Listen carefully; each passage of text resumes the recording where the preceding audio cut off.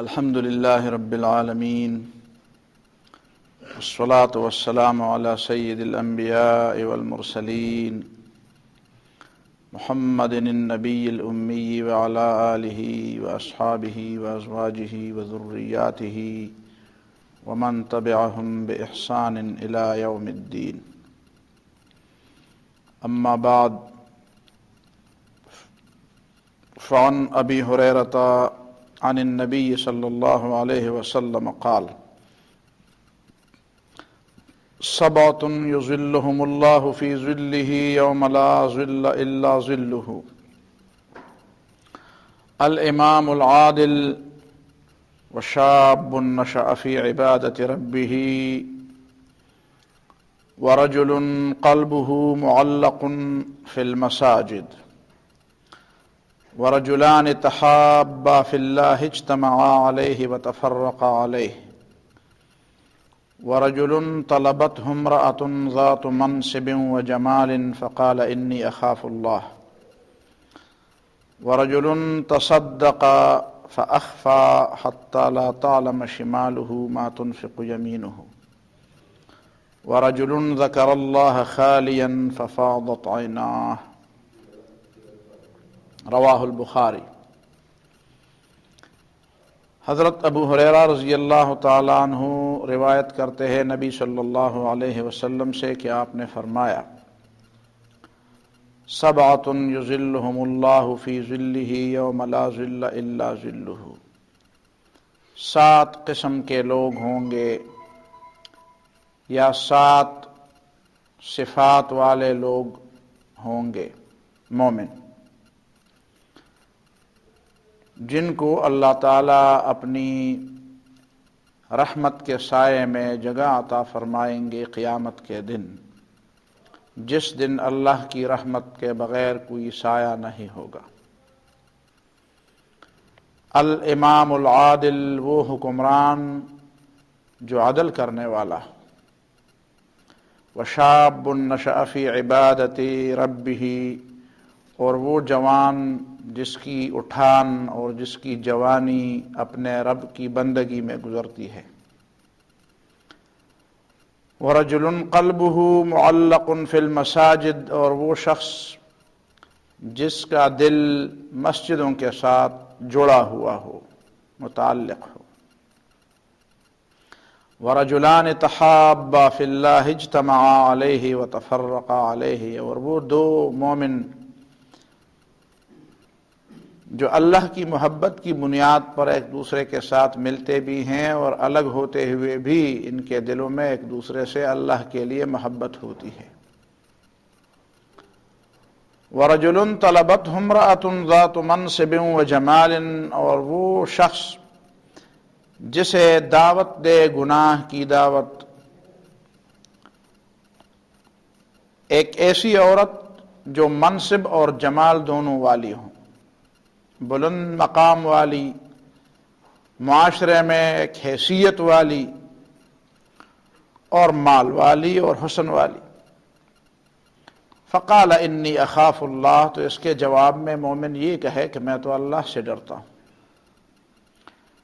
ورجل تصدق فاخفى حتى لا تعلم شماله ما تنفق يمينه، اور وہ شخص جو صدقہ دے اور اسے خفیہ طور پر دے، اور اتنا خفیہ دے حتی لا تعلم شمالہ ما تنفق یمینہ، کہ بائیں ہاتھ کو پتہ نہ چلے کہ دائیں ہاتھ نے کیا خرچ کیا. ورجل ذکر اللہ خالیا، اور وہ شخص جس نے اللہ کو یاد کیا الگ، لوگوں سے الگ ہو کر، یا دل کے اخلاص کے ساتھ جس میں کسی دوسرے کا شائبہ نہ ہو. ففاضت عیناہ، تو اس کی آنکھوں سے آنسو نکل پڑے. یہ بخاری اور دوسری احادیث کی کتابوں میں یہ حدیث ذکر ہے. اس حدیث کے اندر جو پہلی 5 باتیں تھیں گزشتہ جمعے کو وہ بیان ہو چکی ہے۔ آخری یہ دو صفات کی بات باقی ہے اور آج ہم انہی کی بات کریں گے۔ رجل تصدق فاخفى، وہ شخص جو صدقہ دے اور اس کو خفیہ دے، حتی لا تعلم شمالہ ما تنفق یمینہ، اتنا خفیہ دے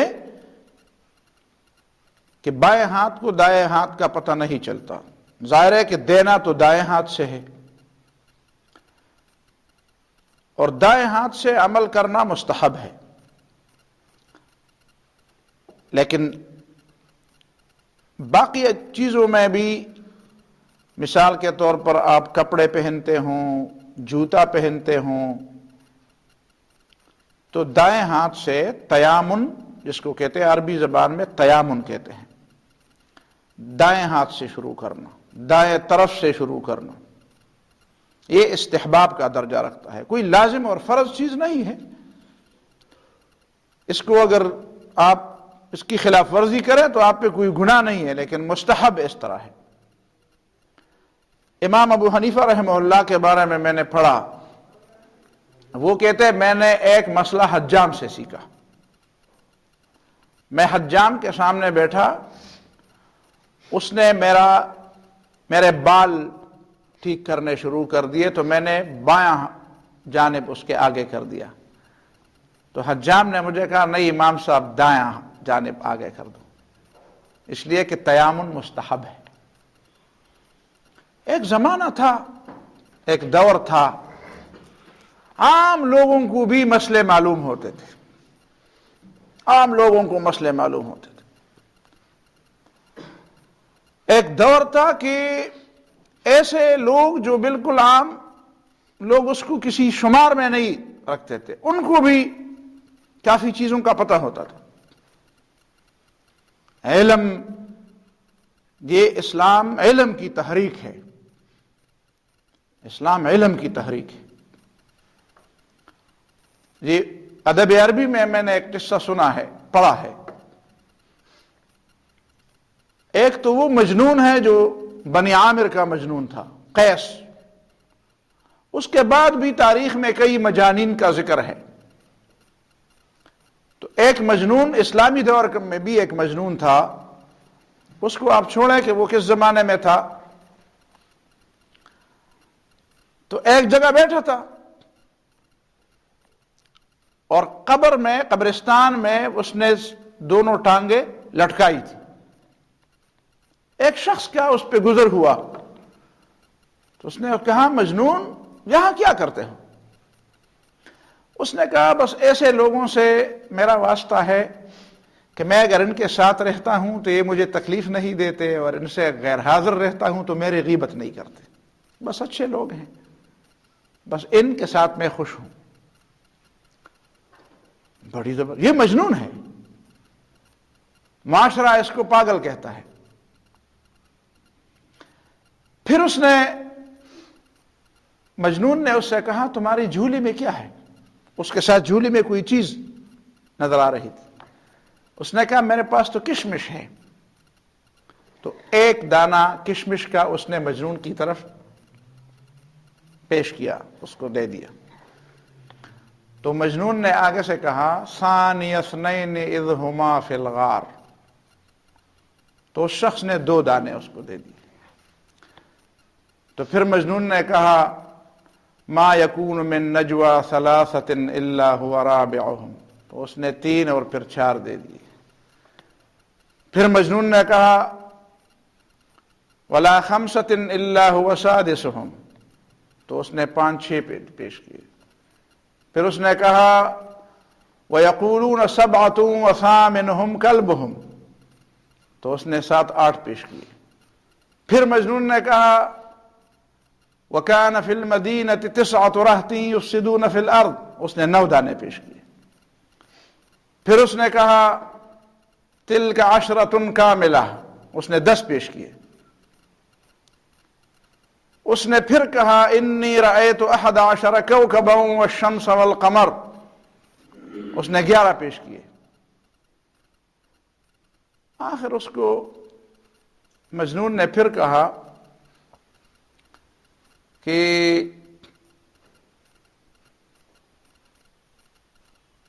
وہ آیت میں بھی اس وقت بھول گیا، بہرحال اس آیت کے سننے کے بعد اس نے ساری جھولی اس کے سامنے پھینک دی۔ تو مجنون نے اس کو کہا کہ اچھا ہوا کہ تم نے پوری جھولی پھینک دی، ورنہ میں آپ کو ایک اور آیت سنانے والا تھا۔ اس نے کہا کون سی آیت؟ اس نے کہا کہ میں یہ آیت سنانے والا تھا کہ وَأَرْسَلْنَاهُ إِلَى 100,000 أَوْ يَزِيدُونَ، إِلَى 100,000۔ یونس علیہ السلام کو ہم نے جس قوم کے پاس بھیجا ان کی تعداد 100,000 یعنی 1,00,000 تھی، بلکہ اس سے بھی زیادہ۔ تو اس کو آپ کیسے پھر پورا کرتے؟ اس نے کہا میں نے بھی سمجھا کہ مسئلہ خراب ہے۔ وہ درمیان والی ایک آیت، بہرحال یہ بہت پہلے میں نے کبھی پڑھا ہے، اس 2 3 5 7 8 10 سالوں میں نے نہیں پڑھا، کوئی 15 20 30 سال پہلے یہ قصہ پڑھا تھا۔ تو مسئلہ یہ ہے کہ ایک زمانہ تھا، یہ بھی اس زمانے کے بارے میں نے پڑھا کہ لوگوں نے، اگرچہ اس کا استعمال میں درست نہیں سمجھتا، اس مجنون کے استعمال کو بھی میں درست نہیں سمجھتا۔ قرآن کی آیت اس لیے نہیں ہے کہ آپ اس کے الفاظ سے دنیا حاصل کریں اور اس کی مہارت کے بدلے آپ دنیا حاصل کریں، اس لیے وہ باقی مثالیں اگرچہ مجھے یاد آ رہی ہیں لیکن میں چھوڑ رہا ہوں، تاکہ یہ تأثر نہ ہو کہ ایک آدمی علم، قرآن کا علم دنیا کے حصول کا ذریعہ بناتا ہے۔ لیکن میں یہ تو بتانا چاہتا ہوں، پچھلے دنوں میں نے ایک قصہ سنا، اسمعی ایک عالم ہے، اسمعی، وہ جا رہا تھا، 4 یا 5 سال کی ایک بچی تھی، 4-5 سال کی ایک بچی، اس بچی کو اس نے عربی میں ایک جملہ کہا، وہ اس وقت آپ اس کی تشریح میں جاؤں گا تو پھر مسئلہ خراب ہو جائے گا۔ اس بچی نے اس کی بات کا جو جواب دیا اسماعی کی بات کا، تو اسماعی تو انگلی منہ میں دبا کے رہ گیا، کہتا ہے کہ او بچی، اور اس کو جو الفاظ قاتلک اللہ ما افصحک، قاتلک اللہ، یہ انتہائی تعجب کے بعد کے موقع پر لکہ پختو کے منہ وائی چھ خدای دے غرق دا تصبہ لائے، قاتلک اللہ، یہ تو کتنی فصیح ہے۔ تو اس 5 سال اور 4 سال کی درمیانی عمر کی بچی اس اسمعی کو کہتی ہے کہ میں کیا ہوں گی اور میری فصاحت کیا ہوگی، فصاحت تو قرآن کی ہے، تم نے نہیں پڑھا قرآن؟ قرآن میں اللہ تعالیٰ نے فرمایا وَأَوْحَيْنَا إِلَىٰ أُمِّ مُوسَىٰ أَنْ أَرْضِعِيهِ فَإِذَا خِفْتِ عَلَيْهِ فَأَلْقِيهِ فِي الْيَمِّ وَلَا تَخَافِي وَلَا تَحْزَنِي إِنَّا رَادُّوهُ إِلَيْكِ وَجَاعِلُوهُ مِنَ الْمُرْسَلِينَ۔ وہ 5 سال کی بچی کہتی ہے اس قرآن کی اس آیت کے اندر جو لطف ہے، اس کے اندر جو بلاغت ہے، اس کے اندر جو مزہ ہے، جو کمال ہے، کہا وہ اور کہا تم میری بات پر تعجب کرتے ہو۔ یہ 4 اور 5 سال کی درمیانی بچی، اور ہم بھی ماشاءاللہ مسلمان ہیں، اس دور میں بھی مسلمان رہتے ہیں، اس دور میں بھی مسلمان مومن قرآن پر ایمان کا دعویٰ کرتے ہیں۔ تو میں بات یہ کہنے والا تھا، تصدق بصدقۃ فاخفاها حتى لا تعلم شماله ما تنفق یمینہ۔ دائیں ہاتھ سے دینا، دائیں ہاتھ سے دینا، دائیں ہاتھ سے کام کرنا۔ پھر اس پہ بات آ گئی کہ امام ابو حنیفہ نے حجام سے مسئلہ سیکھا، پھر اس پہ بات چلی کہ اس زمانے کے معاشرے کے جو گرے ہوئے لوگ سمجھے جاتے ہیں ان کو بھی دین کا علم ان کے پاس بھی تھا، وہ اخلاق کے گرے ہوئے نہیں تھے۔ پیشہ تو ایک چیز ہے، پیشے میں کیا رکھا ہوا ہے؟ پیشہ تو کمانے کا ایک ذریعہ ہے، کسی کو ایک پیشہ ملتا ہے، کسی کو دوسرا ملتا ہے، کسی کو ایک میں فائدہ ہوتا ہے، کسی کو دوسرے میں فائدہ ہوتا ہے۔ پیشے کا انسان کی بڑائی یا چھوٹائی، اس کی قدر کے ساتھ اس کا کوئی تعلق نہیں ہے۔ یہ تو ہمارے لوگوں کی غلطی ہے کہ ہم انسان کی قدر اس کے پیشے سے متعین کرتے ہیں۔ پیشے سے انسان کی قدر متعین نہیں ہوتی، انسان کی قدر اخلاق اور کردار سے متعین ہوتی ہے، کردار سے متعین ہوتی ہے۔ ہم تو تعلیم کو بھی پیشہ بنا چکے ہیں۔ مجھے یاد ہے 5-6 سال پہلے ہم ایک مجلس میں بیٹھے تھے تو گپیں ہو رہی تھی دوست احباب، تو ایک دوست نے انویسٹمنٹ کی بات آ گئی درمیان میں، تو ایک نے پھر کہا کہ اسی سیاق و سباق میں بات چل رہی تھی کہ میں نے تو بیٹا میڈیکل کالج میں داخل کیا ہے، تو پھر دوسرے نے کہا آپ نے تو بڑی زبردست انویسٹمنٹ کی ہے۔ میں نے کہا اللہ کا خوف کرو، انویسٹمنٹ کی، یعنی بیٹے کو کسی کالج میں داخلہ دلانا اور کسی تعلیم کے لیے اس کو وہاں پہ بٹھانا، یہ انویسٹمنٹ ہے۔ یہ ہماری عادتیں بگڑ گئی ہیں، ہمارا فکر اور ہماری تربیت غلط انداز سے ہوئی ہے، ہمارا معاشرہ جو ہے بگاڑ کی طرف جا رہا ہے۔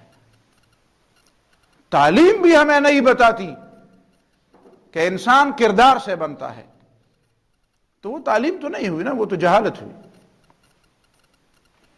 بہرحال یہ تو ضمنی بات ہوئی۔ صدقہ اور انفاق دو الفاظ یہاں پہ آئے ہیں، خرچ کرنے کو کہتے ہیں، انفاق عام خرچ کو کہتے ہیں، اور صدقہ ایک خاص خرچ ہے جو آدمی ایمان کی بنیاد پر کرتا ہے، یا وہ فرض ہوتا ہے یا وہ نفل ہوتا ہے، لیکن وہ اپنے ایمان کی تصدیق کرتا ہے۔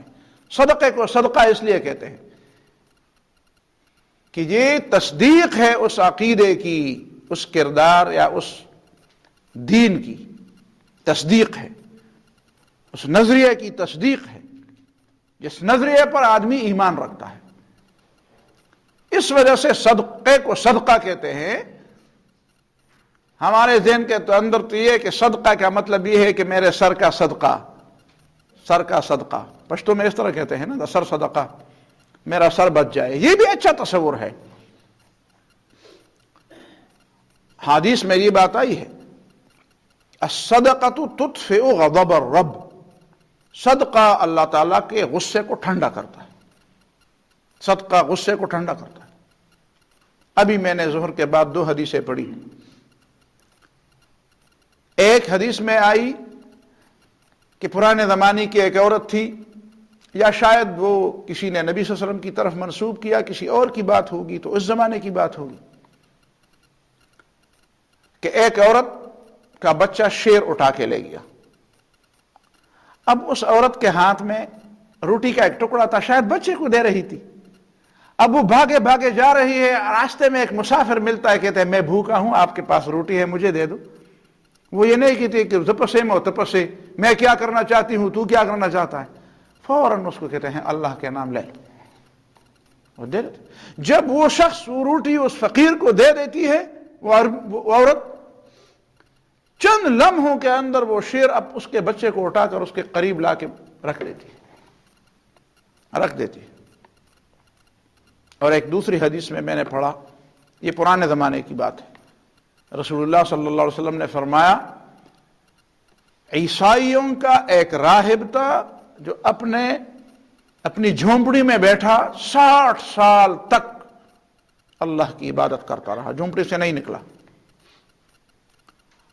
اس کے پاس 3 روٹیاں تھی، وہی لاتا ہوگا۔ ایک دفعہ اس نے دعا کی، بڑی زبردست بارش ہوئی اور موسم بڑا خوشگوار ہوا۔ تو موسم خوشگوار ہوتا ہے تو آدمی کا جی چاہتا ہے کہ چلو باہر نکلو، تھوڑا سا باہر سے کوئی فائدہ اٹھاؤں، دیکھ پھول کھلے ہوتے ہیں، ہر جگہ پہ سبزہ اگ گیا ہے۔ آیا تو سامنے ایک عورت اس کو ملی، وہ عورت کوئی اچھے اخلاق والی نہیں تھی، اس نے اس کو باتوں میں لگایا اور اس کو گناہ پہ آمادہ کیا۔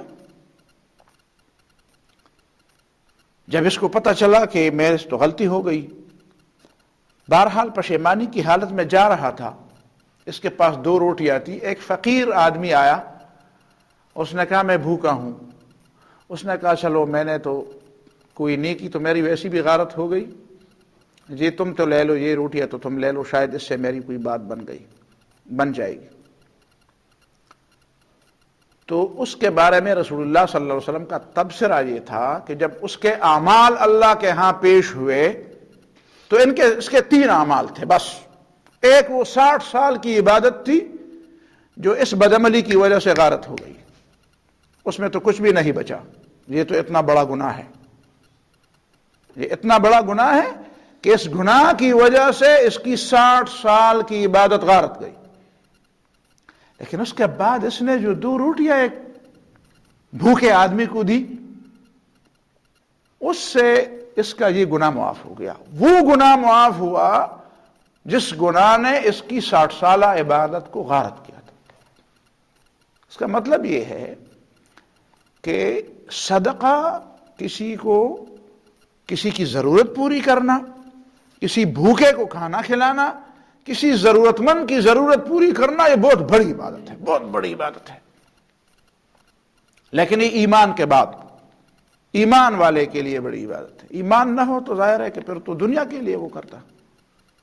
اس کو صدقہ اس لیے کہتے ہیں, صدق, تصدق, یہ صداقت. جس طرح قرآن نے فرمایا نا, لیس البر ان تولوا وجوہکم قبل المشرق والمغرب ولکن البر من آمن باللہ والیوم الآخر وأقام الصلاة وآتى الزكاة والموفون بعهدهم إذا عاهدوا والصابرين في البأساء والضراء وحين البأس أولئك الذين صدقوا. یہ کام جو کرتے ہیں یہ سچے ہیں, ان کا دعویٰ ہے کہ ہم ایمان والے ہیں. تو جو اپنے ایمان کے دعوے کی سچائی کے طور پر عمل کریں تو یہ گویا کہ اس دعوے کی تصدیق ہے. تو صدقہ بھی اس دعوے کی تصدیق ہے.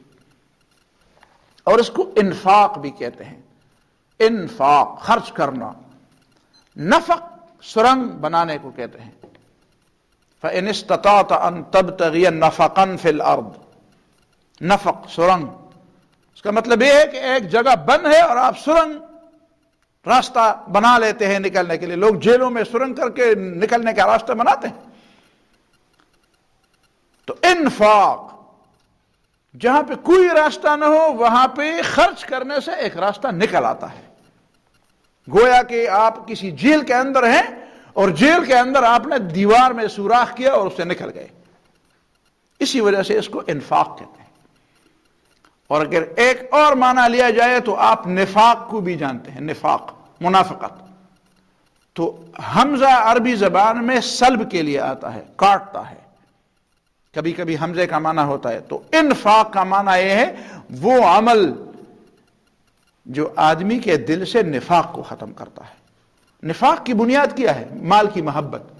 اور مال آپ خرچ کریں گے تو مال کی محبت کم ہوگی. اس کو جمع کریں گے تو مال کی محبت زیادہ ہوگی. جمع کرنے سے محبت بڑھتی ہے اور خرچ کرنے سے اس کی محبت کم ہوتی ہے. کسی کے پاس پیسے نہیں ہوتے تو سخی ہوتا ہے. پیسے زیادہ آتے جاتے ہیں تو سمجھتا ہے کہ اچھا میں نے تو ابھی پتہ چلا کہ اس کی میں تو پھر وہ نہیں خرچ کرتا. بالکل یہ درست تجربہ ہے, تجربہ. میرے خیال میں آپ سب کا بھی ہوگا تجربہ. اس لیے کہ جمع کرنے سے اس میں ایک مسئلہ ہے. مال جو ہے یہ اپنے لیے غلام تلاش کرتا ہے, مزدور تلاش کرتا ہے. تو پھر جب اس کو مزدور مل جاتا ہے نا, مزدور مل جاتے ہیں تو آدمی سمجھتا ہے کہ میرا مال ہے, اور مال کہتا ہے میرا بندہ ہے. مال کو مزدور مل گیا, یہ تو سمجھتا ہے کہ مجھے مال مل گیا, لیکن مال سمجھتا ہے کہ مجھے مزدور مل گیا. اسی وجہ سے حدیث میں یہ بات آئی ہے کہ یقول ابن آدم مالی و مالی, آدم کا بیٹا کہتا ہے میرا مال ہے, میں تیرا مال کیا ہے؟ تیرا مال تو یہی ہے ما اکلت فافنیت, تم نے کھایا اور ختم کر دیا. اور لبست فابلیت, یا تم نے اس کو پہنا اور بوسیدہ کر دیا. او انفقت فابقیت, یا تم نے خرچ کیا اس کو باقی رکھا. نبی صلی اللہ علیہ وسلم کے گھر میں ایک دفعہ گوشت پکا, بکرے کا گوشت پکا. تو نبی صلی اللہ علیہ وسلم نے امہات المومنین کو فرمایا تقسیم کر دو اپنے ہمسایوں میں, تقسیم کر دو. تو پھر نبی نے پوچھا کچھ باقی بچا؟ تو گھر والوں نے کہا، جواب دیا، ہاں بس ایک ہی ٹکڑا باقی بچا ہے، ران یا ایک ہی حصہ جو ہے وہ باقی بچا ہے، باقی سب نبی نے فرمایا نہیں، وہ جو خرچ کیا ہے وہ بچا ہے، وہ جو ادھر ہے وہ بچا نہیں ہے، یہ بچا وہ ہے جو خرچ کیا ہے، یہ جو آپ کے پاس ہے یہ بچا نہیں ہے، یہ ہے انفاق۔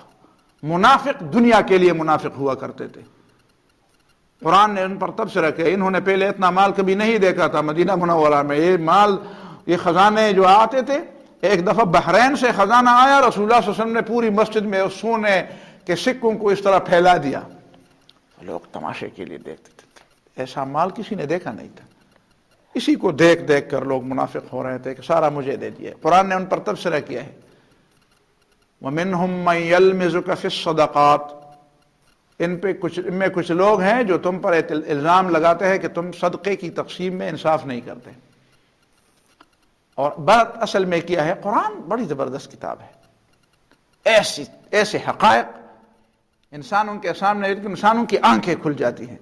قرآن نے 2 جملے میں تبصرہ کہ یہ منافق یہ کیوں ایسی باتیں کرتے ہیں، فَإِنْ أُعْطُوا مِنْهَا رَضُوا وَإِنْ لَمْ يُعْطُوا مِنْهَا إِذَا هُمْ يَسْخَطُونَ۔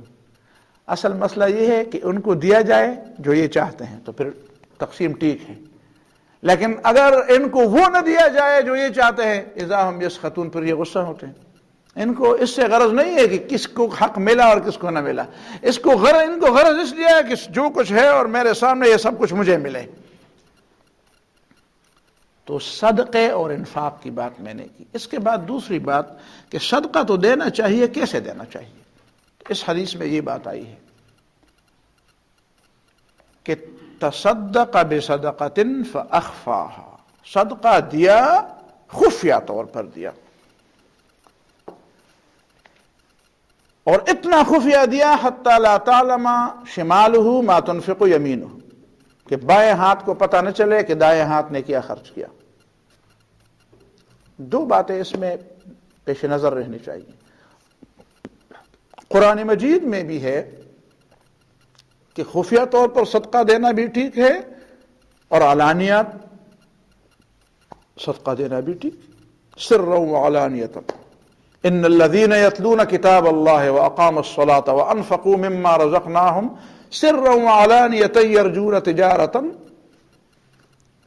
لن تبور، سرا وعلانیۃ، اس کا مطلب یہ ہے کہ خفیہ خرچ کرنے کا موقع ہو تب بھی دیتے ہیں، علانیہ خرچ کرنے کا موقع ہو تب بھی، بس موقع پر دیتے ہیں، چاہے وہ موقع خفیہ خرچ کرنے کا ہو چاہے وہ موقع علانیہ خرچ کرنے کا ہو۔ یہ نہیں کہ خفیہ خرچ کرنے کا موقع آیا تو تم علانیہ کے لیے انتظار کرو، علانیہ خرچ کرنے کا موقع آیا تو خفیہ کے لیے انتظار کرو، نہیں، بس نیکی کی کا ارادہ ذہن میں آیا تو کر گزرو، اور موقع ہو تو کر گزرو، بنیادی بات تو یہی ہے۔ لیکن آیا صدقہ خفیہ طور پر دینا بہتر ہے یا علانیہ طور پر دینا بہتر ہے؟ قرآن نے فرمایا ان تبدوا الصدقات فنعما ہی وان تخفوها وتؤتوها الفقراء فهو خیر لکم،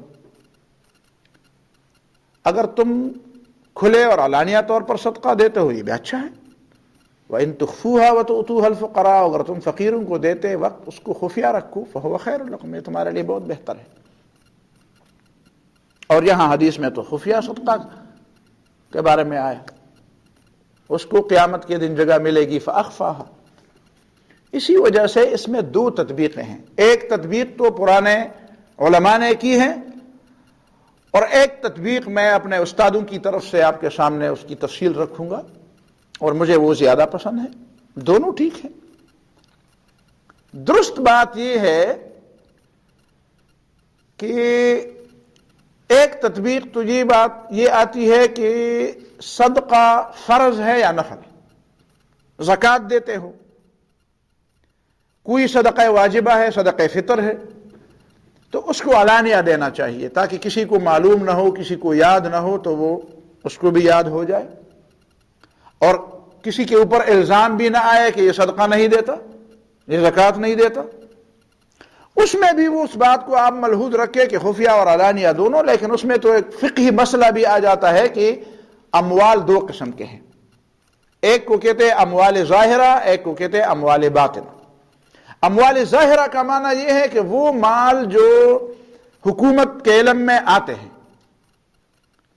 اور وہ مال جو حکومت کے علم میں نہیں آتے اس کو فقہ میں اموال باطنہ کہتے ہیں، ہمارے ہاں اس کو کالا دھن کہتے ہیں، بلیک منی۔ تو جو پیسہ اور یہ بلیک منی اس کو اس لیے کہتے ہیں کہ وہ کہتے ہیں یہ ٹیکس سے چھپایا ہوا ہے، ٹیکس سے چھپایا ہوا ہے۔ یہ الگ بات ہے کہ اسلام میں زکوٰۃ دینے کے بعد ٹیکس کی ادائیگی کیسی ہے، یہ اس وقت موضوع بحث نہیں ہے، ورنہ وہ بھی ایک اہم موضوع ہے۔ اس وجہ سے شاید وہ اس کو کالا دن اور بلیک منی کہتے ہیں کہ مغرب میں تو بنیادی طور پر بنیادی چیز ٹیکس ہے، اس میں شاید باقی گناہ آپ کے معاف ہو جائے لیکن ٹیکس چوری معاف نہیں ہوتی، اس لیے کہ نظام اور پورا ملک جو ہے وہ ٹیکسوں سے چلتا ہے، اس لیے اس کی زیادہ اہمیت ہے۔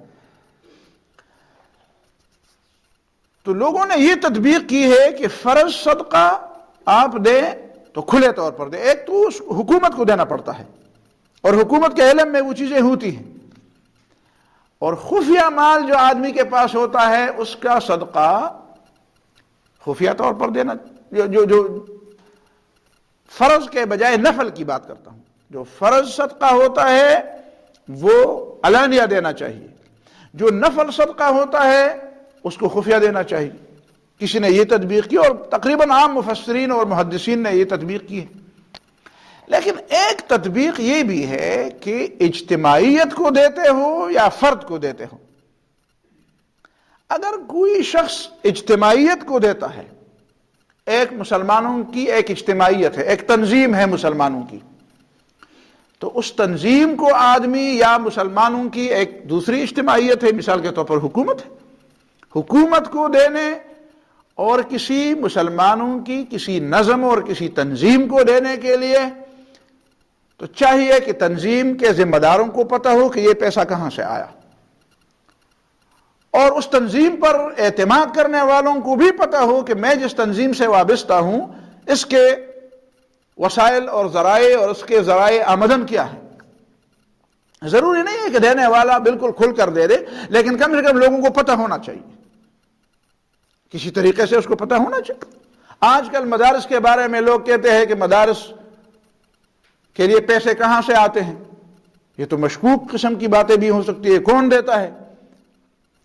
لیکن مدارس والے کہتے ہیں کہ ہم آپ سے بار بار درخواست کرتے ہیں کہ ہمارے لیے بینکوں میں اکاؤنٹ کھولے جائیں، آپ کسی بینک کے پاس ہم جاتے ہیں، کوئی بینک مدرسے کے نام پر اکاؤنٹ نہیں کھولتا، تو ایک طرف ان کو کہا جاتا ہے کہ اپنی آمدنی ظاہر کر دو، دوسری طرف جب وہ ظاہر کرنے کے لیے کہتے ہیں کہ ٹھیک ہے بینک میں اکاؤنٹ کھلواؤ تو کہتے ہیں نہیں، پابندی، جس کا مطلب پھر کیا ہے، دیوار سے لگانا مطلب ہے نا۔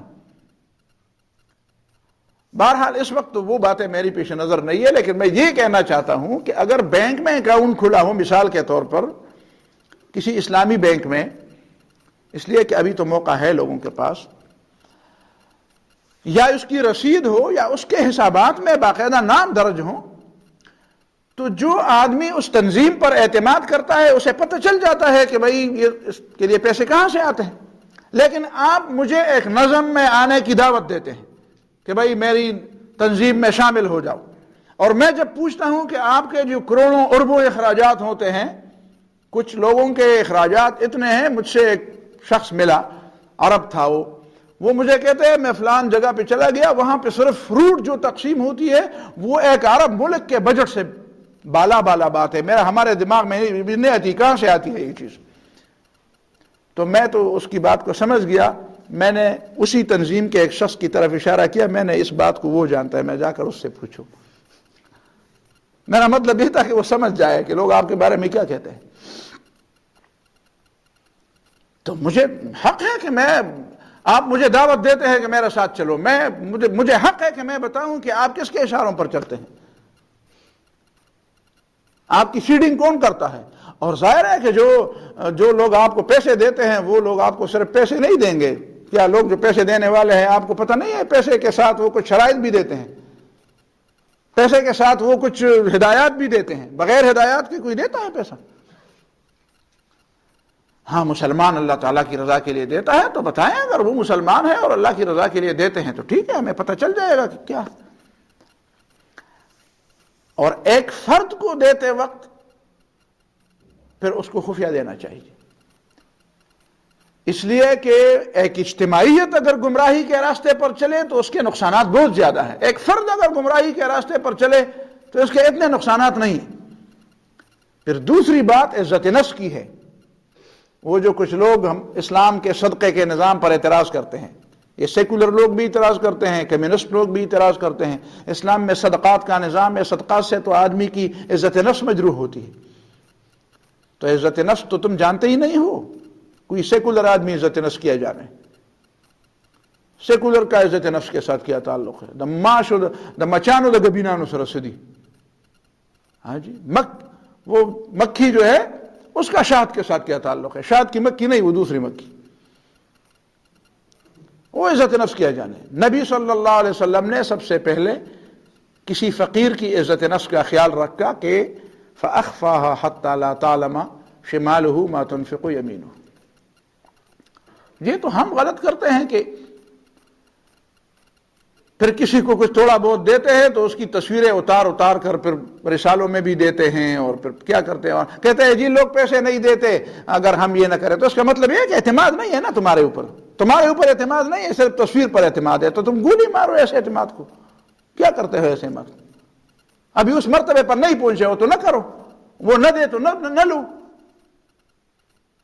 اب ایک کام کے لیے آپ انسان کی عزت نفس کو خاک میں ملاتے ہیں، ویسے بھی مسلمانوں کی عزت نفس خاک میں ملی ہوئی ہے، اور مزید بھی جو کسی کے پاس ہو عزت نفس لیکن وہ غربت کے بیچارہ وہ کیا کرے، وہ نہ لے تو کیا کرے، بھوک مر جائے، اور آپ اس کی بھوک کو مٹانے کے لیے اس کو کہتے ہیں کہ آپ کی عزت خاک میں ملے گی تب آپ کو روٹی ملے گی۔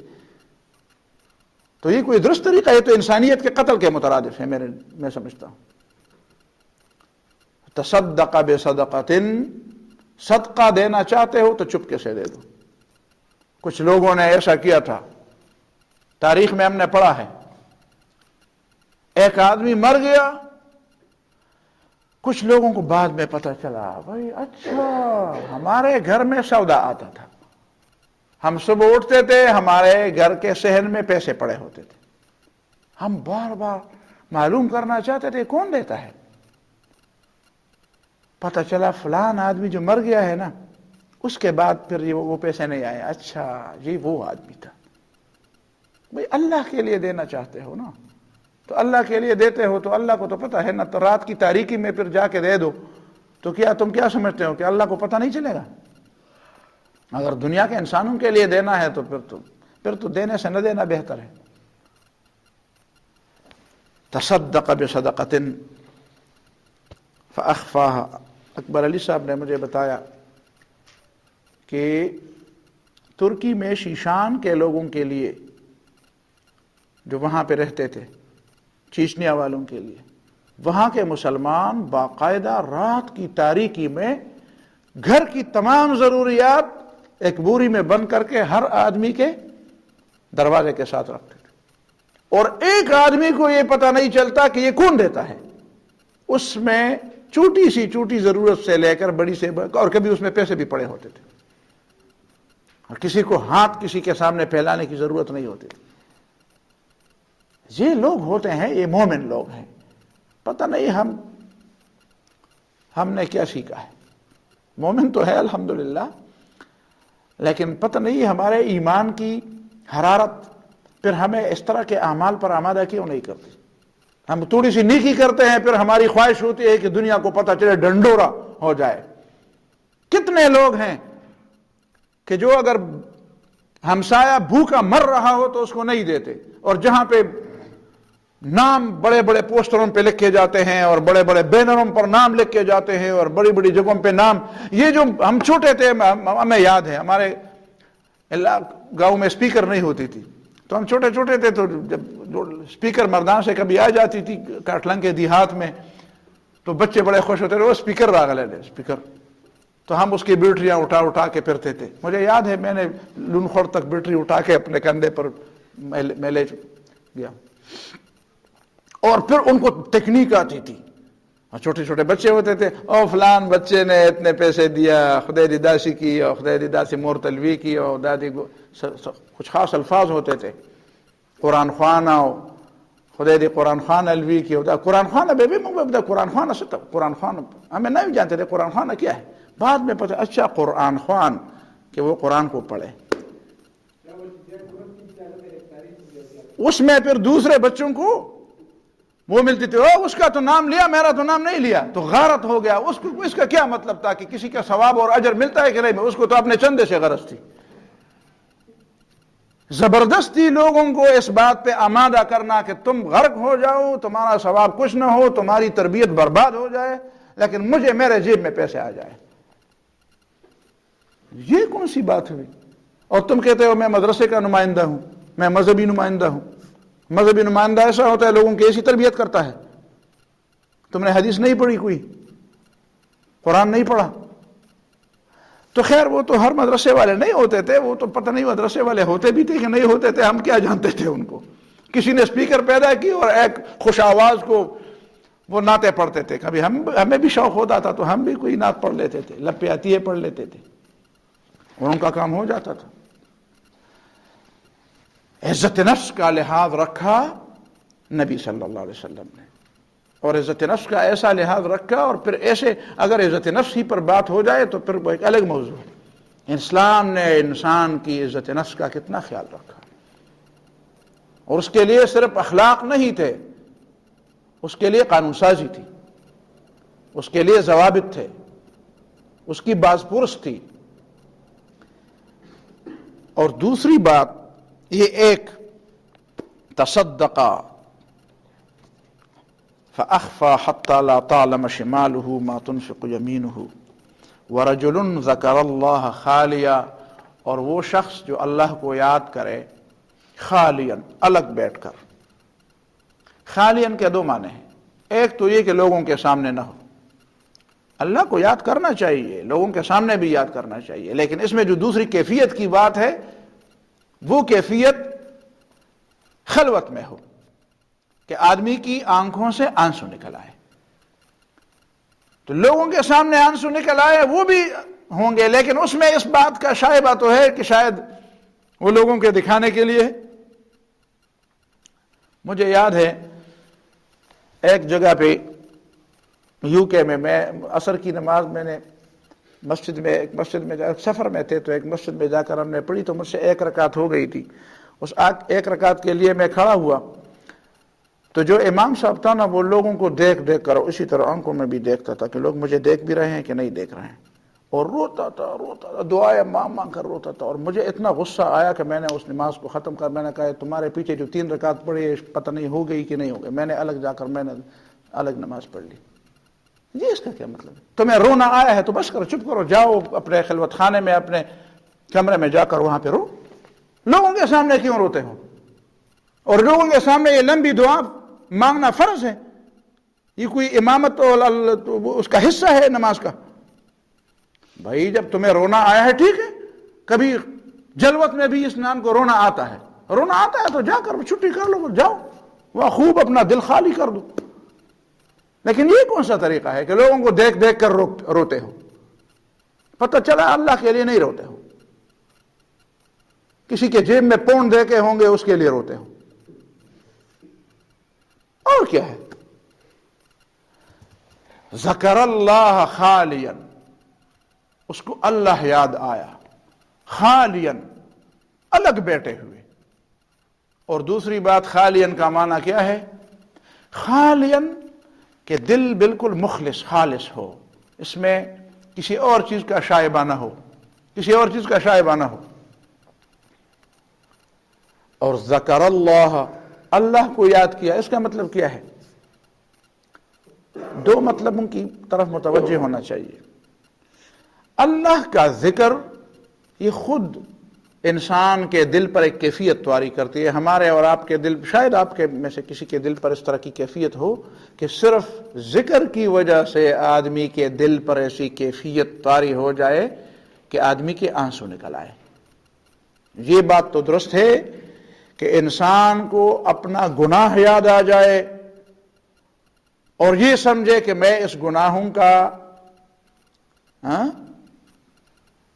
لتڑا اور گناہوں کا ایک مجموعہ بن کر ہاں، اور میرے سارے کپڑے اور سارے جسم گناہوں سے آلودہ ہو کر میں اس کیفیت میں اللہ کے سامنے کیسے جاؤں؟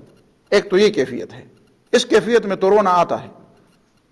ایک یہ کیفیت ہے کہ آدمی کو اللہ تعالیٰ کا سامنا، کہ اللہ رب العالمین ہے، میں بندہ ہوں، میں جا کر کیا کروں گا، میں کیسے اللہ تعالیٰ کا سامنا کروں گا، اللہ تعالیٰ کے میرے اوپر اتنے احسانات ہیں۔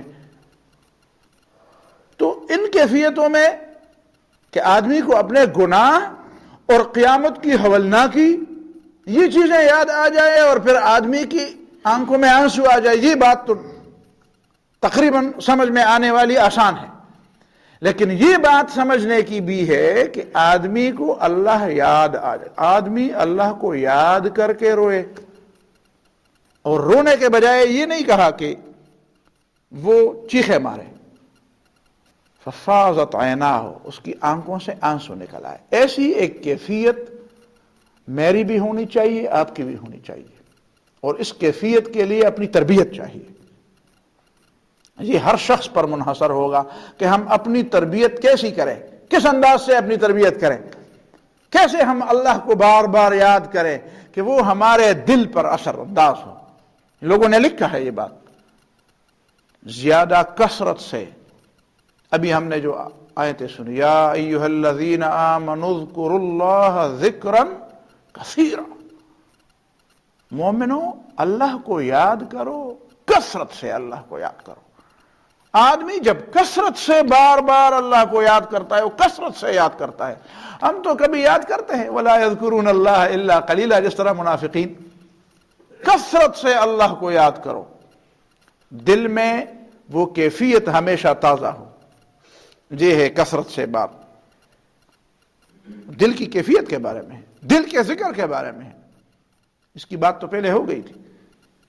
اذکر اللہ ذکرا کثیرا، اذکر اسم اللہ نہیں پڑھنا، جب زبان سے آپ اللہ کی یاد کریں اور دل ساتھ ہو، دل میں اللہ کا ذکر ہو اور زبان سے بھی آ جائے تو وہ بات کی بات ہے، لیکن دل میں بار بار ذکر کی کیفیت ہو، دل میں بار بار ذکر کی کیفیت ہو، اللہ تعالیٰ کی بڑائی اور اللہ تعالیٰ کی کبریائی کی کیفیت مجزن ہو، اللہ تعالیٰ کے احسانات کی کیفیت مجزن ہو کہ اللہ تعالیٰ کے کتنے احسانات ہیں، میرا رب کتنا غفور ہے، میرا رب کتنا مہربان ہے۔ تو بار بار اس ذکر سے اور کثرت ذکر سے پھر انسان کے اندر ایسی کیفیت پیدا ہو جاتی ہے کہ اس کا تعلق، اس تعلق سے پھر آنسو بہہ جاتے ہیں۔ ایک اور کیفیت بھی ہے، وہ کیفیت سورۃ المائدہ میں بیان ہوئی ہے۔ جب نجاشی کے دربار کے لوگ رسول اللہ صلی اللہ علیہ وسلم کے پاس آئے تھے مکہ معظمہ میں، اور نبی صلی اللہ علیہ وسلم کے زبان مبارک سے انہوں نے قرآن کی آیاتیں سنی، نجاشی نے بھیجا تھا لوگوں کو، اور وہ آئے تھے مکہ معظمہ کہ جب یہاں سے لوگ سن 5 ہجری میں وہاں پہ، سن 5 نبوت میں وہاں پہ چلے گئے، حضرت عقیل رضی اللہ تعالیٰ عنہ، جعفر طیار رضی اللہ عنہ، حضرت عقیل تو نہیں تھے، جعفر طیار رضی اللہ عنہ، یہ لوگ گئے تھے۔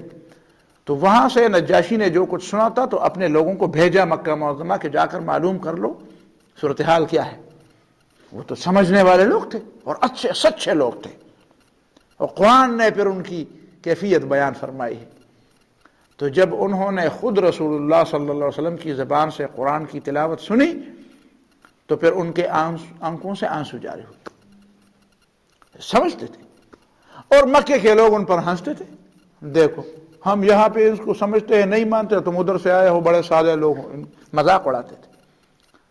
اسی لیے تو قرآن نے فرمایا وَإِذَا سَمِعُوا اللَّغْوَ أَعْرَضُوا عَنْهُ، جب وہ فضول باتیں سنتے تھے تو اس سے اعراض برتتے تھے۔ حالانکہ وہ ایک مملکت کے نمائندے، ویسے فقیر شقیر نہیں تھے، ایک مملکت کے نمائندے تھے، وہ کر سکتے تھے، کچھ جواب دے سکتے تھے، لیکن ان کا اخلاق اتنا بلند تھا، أَعْرَضُوا عَنْهُ وَقَالُوا لَنَا أَعْمَالُنَا وَلَكُمْ أَعْمَالُكُمْ، بس آپ کا اپنا طرز عمل ہے، ہمارا سلام علیکم لا نبتغی الجاہلین، ہم جاہلوں سے الجھنا نہیں چاہتے۔ کتنے اخلاق کی بات کی ہے، بڑے ہوتے ہوئے ایک انتہائی منظم ملک کے باشندے اور منظم ملک کی حکومت کے نمائندے ہوتے ہوئے انہوں نے کتنے عالی ظرفی کا مظاہرہ کیا، سلام علیکم لا نبتغی الجاہلین، جاہلوں کے پیچھے نہیں پڑتے. اور قرآن نے ان پر تبصرہ کیا وَإِذَا سَمِعُوا مَا أُنزِلَ إِلَى الرَّسُولِ تَرَىٰ أَعْيُنَهُمْ تَفِيضُ مِنَ الدَّمْعِ، اور کیوں؟ مِمَّا عَرَفُوا مِنَ الْحَقِّ، کہ ان لوگوں کی آنسو اس لیے بہہ جاتے تھے، تفیض من الدمع، آنکھیں ان کی تر ہوتی تھی، آنسو بہہ رہے ہوتے تھے، اس لیے کہ مما عرفوا من الحق، انہوں نے حق کو پہچان لیا. ایک آدمی جب کسی چیز کے انتظار میں ہوتا ہے، جب کسی سے ملنے کے انتظار میں ہوتا ہے، ایک باپ کا بیٹا ہے وہ بہت دور چلا گیا ہے اور کئی سال بعد وہ آ رہا ہے، تو وہ اگر دونوں ملے شاید کوئی ایسی بات نہ ہو، جب وہ ملے تو آنسو بہہ جاتے ہیں، اس لیے کہ اس کو ایک سکون مل جاتا ہے. سکون کے ساتھ اس آنسو کا ایک تعلق ہے. جاپانی بڑے عجیب لوگ ہیں، جاپانی، وہاں پہ خودکشی کا تناسب بھی بہت زیادہ ہے. پچھلے سال سے انہوں نے اپنے دماغ اور دل کا بوجھ ہلکا کرنے کے لیے رونے کا ایک طریقہ اپنایا، اور وہاں پہ کچھ لوگوں کے ایسے کہ وہ جھوٹ سچ کچھ کہانیاں گڑھتے ہیں اور ایسے انداز سے وہ بڑے اس کا تجربہ کرتے ہیں نا، اس کی ٹریننگ ہوتی ہے، تو اس ٹریننگ کو اس انداز سے وہ پھر لوگوں کے سامنے، اور ایک حال بھرا ہوا ہوتا ہے، اور وہ ایسے انداز سے غم کے قصے سناتے ہیں کہ لوگ پھوٹ پھوٹ کر روتے ہیں، اور جب نکلتے کہتے ہیں ہمارا بوجھ ہلکا ہوا. وہ بوجھ جو کبھی آدمی کو خودکشی پر آمادہ کرتا تھا، وہ بوجھ رونے سے وہ ہلکا ہو جاتے ہیں. تو خودکشی کے روشوں کو قابو کرنے کے لیے وہ اس طرح کرتے ہیں. قرآن نے پہلے فرمایا فَلْيَضْحَكُوا قَلِيلًا وَلْيَبْكُوا كَثِيرًا، دنیا میں تھوڑا سا ہنسو گے، آخرت فَلْيَضْحَكُوا قَلِيلًا، دنیا کی عمر بہت کم ہے، یہاں جتنا بھی ہنسو گے وہ تھوڑا ہوگا، اور وہاں پہ رونا ہوگا.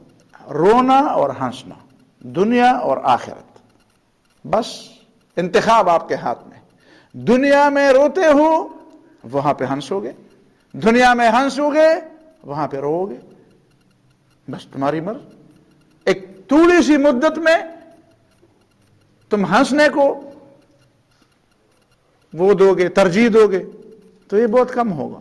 اس ابدی زندگی میں ہنسنے کو ترجیح دو.